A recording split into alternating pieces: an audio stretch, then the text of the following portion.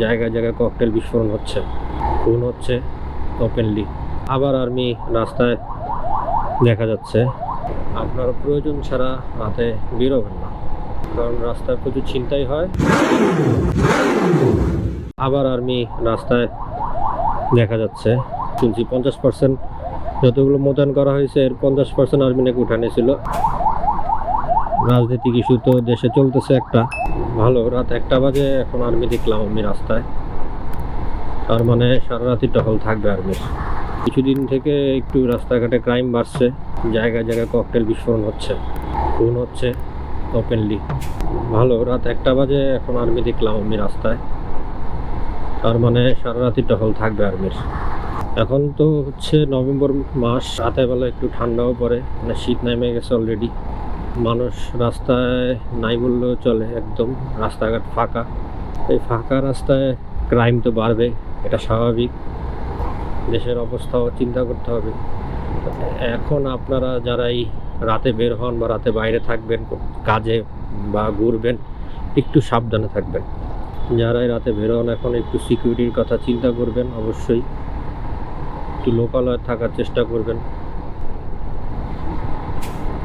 একটু কেয়ারফুল থাকবেন রাতে বের হইলে। বিভিন্ন রাজনৈতিক দলের ইস্যুর কারণে এখন রাস্তাঘাটের অবস্থা একটু খারাপ। আপনার প্রয়োজন ছাড়া রাতে বেরোবেন না, আর রাতে বের হলেও চেষ্টা করবেন বাসায় একটু আর্লি যাওয়ার জন্য। এই যে এই টাইমটা এখন রাত 1টা বাজে, এই রাস্তায় অনেক ট্রাক থাকে, রিক্সা থাকে, বাস থাকে, অনেক ফাঁকা। কারণ গত 2 দিন থেকে ঢাকা শহর একটু গরম, তো আগামী কিছুদিন সাবধানে থাকবেন সবাই। 2-1 দিন থেকে গাড়ি অনেক কম দেখছি, আজকে আরও কম, হয়তো আগামী কয়েকদিন আরও কম থাকবে। একটু সাবধানে চলাফেরা করেন। মেয়ে বা মহিলা যারা আছেন তারা সন্ধ্যার পরে চেষ্টা করবেন বাইরে বের না হওয়ার জন্য। প্রয়োজনে বের হলেও লোকালয়ে থাকার চেষ্টা করবেন, একা থাকবেন না রাস্তায়।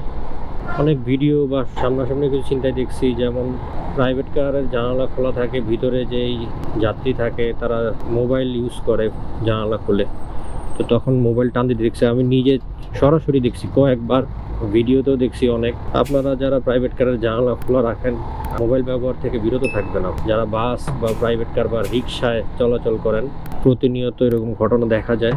মহিলারা যারা আছেন আপনারা অর্নামেন্টস পরা থেকে একটু বিরত থাকেন, কারণ রাস্তায় প্রচুর ছিনতাই হয়। চোর বুঝবে না বা ছিনতাইকারী তো বুঝবে না, কানে বা গলায় কিছু দেখবে সে টান দিবে, সেটা চিন্তা করবে না যে এটা দামি কি কম দামি।